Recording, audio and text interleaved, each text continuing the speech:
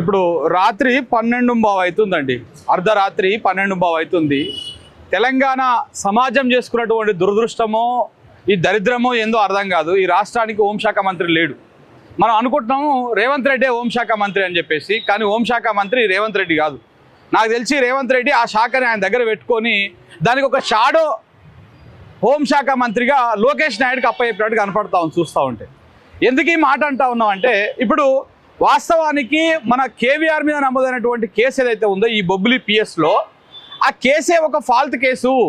అది పోలీసులు మ్యానిపులేట్ చేసుకొని ఎర్రి బుక్కు రాజ్యాంగాన్ని ఎర్రి అని వేరే బూతు పదం పెట్టి మ్యానిపులేట్ చేసుకొని పెట్టినటువంటి ఒక తప్పుడు కేసు. ఆ కేసులో మీరు అరెస్టు చేయడమే రేపు పోలీసు వ్యవస్థ అంతా కూడా న్యాయ వ్యవస్థ ముందు చట్టం ముందు తలదించుకోవాల్సినటువంటి పరిస్థితి ఇవాళ కాకపోతే రేపు వస్తుంది. ఆ తప్పుడు కేసు పెట్టినప్పుడు మేము ఒక 2 నెలల క్రితము ఈ తెలంగాణ సమాజం అంతా పోయి ఆ కేసులో అరెస్ట్ కాకుండా, అక్రమ అరెస్ట్ కాకుండా అడ్డుకోగలిగినాం.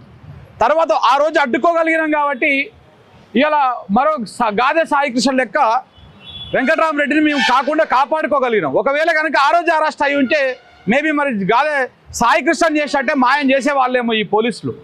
ఇప్పుడు బూడిద కూడా లేకుండా వేసిరు కదా అక్కడ.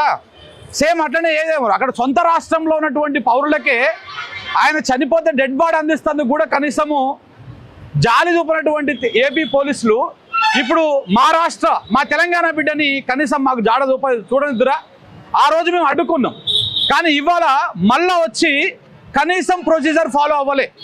ఇప్పుడు ఇంతకుముందుకు పృథ్వాన చెప్తున్నట్టు ఎక్కడ ప్రొసీజర్ ఫాలో అయ్యారు? ఫస్ట్ ఇదే సర్నగర్ పిఎస్కి వచ్చి ఇక్కడ ఒక లేడీ కానిస్టేబుల్ని వెంట పెట్టుకొని ఇక్కడ డ్రెస్లో ఉన్నటువంటి పోలీసులను తీసుకొని వీళ్ళ ఇంటికి పోవాలా. కానీ ముందే పోతారు, అరెస్టు చేస్తారు, ఆయన మెడ మీద చెయ్యేస్తారు, కిందికి గుంజుకొస్తారు. బనీన్ మీద ఉంటే బనీన్ మీదనే కిందికి గుంజుకొస్తారు. కిందికి గుంజుకొచ్చినాక తెలంగాణ సమాజము పౌరుషం గల సమాజం కాబట్టి ఆ చుట్టుపక్కల అందరూ అడ్డుకుంటే, ఎవరైనా మీరు దొంగలా పోలీసులా, ఏది మీ పోలీసు అయితే మీ డ్రెస్ లేదని చెప్పి అడ్డం పడితే అప్పుడు కదా మీరు లోకల్ పోలీసులకు ఇంటిమేషన్ చేసింది. అప్పుడు కదా సిఐకి మీరు అరెస్ట్ వారెంట్ని పంపించింది. అప్పుడు కదా ఇక్కడ నుంచి పోలీసు వాళ్ళు అక్కడ దాకా వచ్చింది.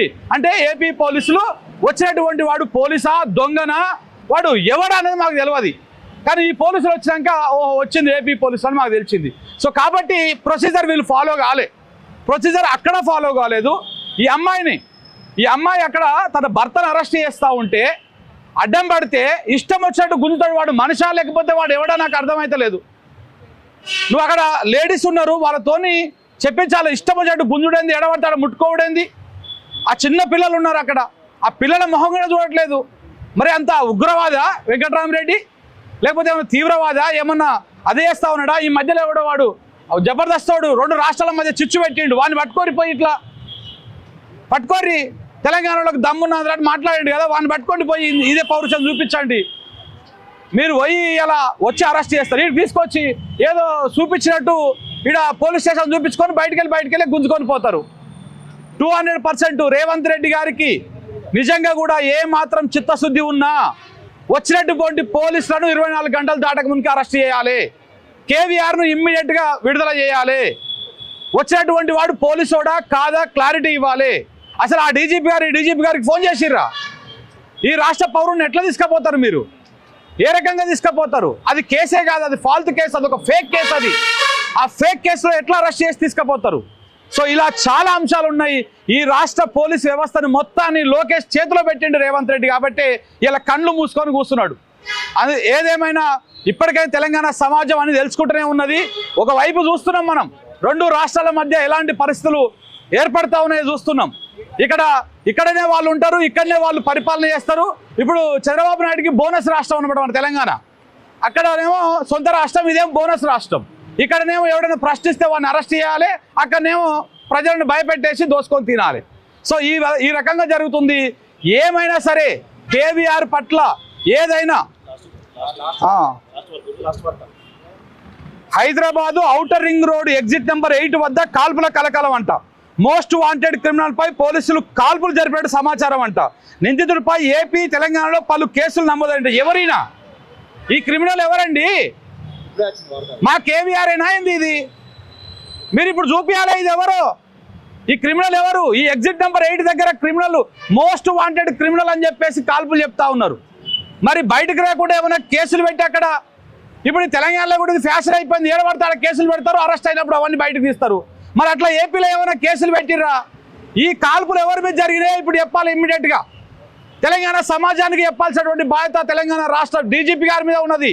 సివి ఆనంద్ గారు మీరు చెప్పాలి, బిడ్డ ఈ తెలంగాణ మొత్తం బగ్గు అంటది, తలగబడుతుంది, మీ ఇష్టం చెప్తున్నాం. ఈ కాల్పులు ఎవరి మీద జరిగినాయి? ఎవరు ఈ మోస్ట్ వాంటెడ్ క్రిమినల్ ఎవరు? ఏపీ తెలంగాణలో అని చెప్తా ఉన్నారు.